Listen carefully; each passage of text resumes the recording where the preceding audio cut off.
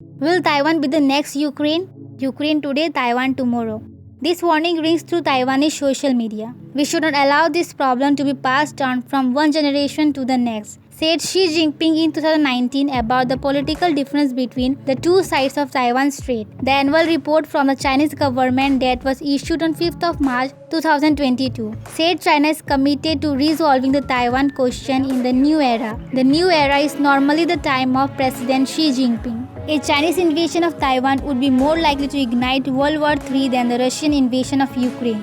China is the main rival of the US for global power. If the US were to allow Beijing to take control of Taiwan, the US would consider its bases in Okinawa and Guam to be threatened, and Japan would be likely to develop its own nuclear weapon. To prevent that scenario, the US is likely to intervene militarily if Taiwan comes under attack. Although the US is not legally bound by 1979 Taiwan Relation Act to defend Taiwan militarily, but only to uphold the capacity to do so, Biden has said he will. The Taiwanese fear the fate of the Ukrainians. This is because they are in a similar situation. In both places, people have moved away from their Russian and Chinese identities respectively. To combine a Ukrainian and Russian national identity is now difficult. In Taiwan, the number of people who see themselves as Chinese has dwindled, and those claiming to combine a Taiwanese and Chinese identity have gone down from 50 to 30%. In Ukraine, the identity changed as a reaction to the Russian annexation of Crimea in 2014 and the war that followed in the Donbas region. In Taiwan, this identity shift received a boost when China slammed the draconian national security law on Hong Kong. This showed the Taiwanese what they could expect from national unification in one China. Change in political leadership.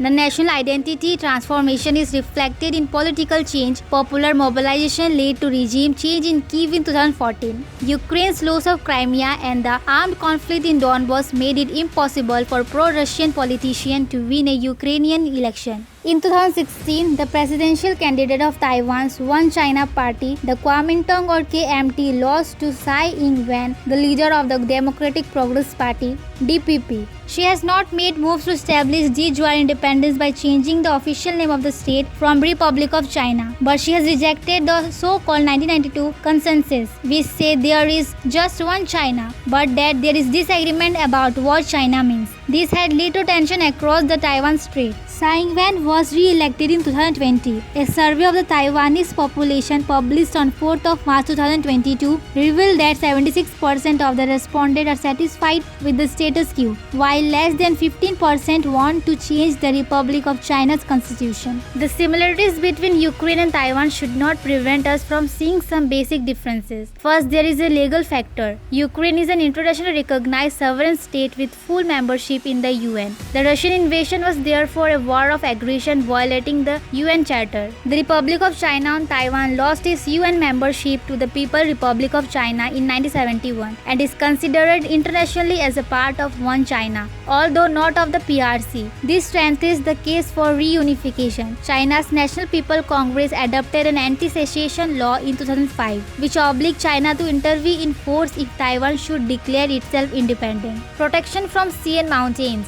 An invasion of Ukraine should normally be relatively straightforward in terms of terrain. As the land is flat, tanks and other vehicles can just roll across the border. By contrast, Taiwan is a mountainous island with few beaches and is separated from mainland China by the broad Taiwan Strait. An amphibious assault will almost certainly fail if met with determined resistance. An invasion of Taiwan would therefore need to be preceded by a naval blockade or a massive attack by missile to destroy Taiwan's infrastructure. This would give the US and Japan time to react. The Chinese People Liberation Army is also fully aware that, in contrast to the Russian army, it lacks combat experience.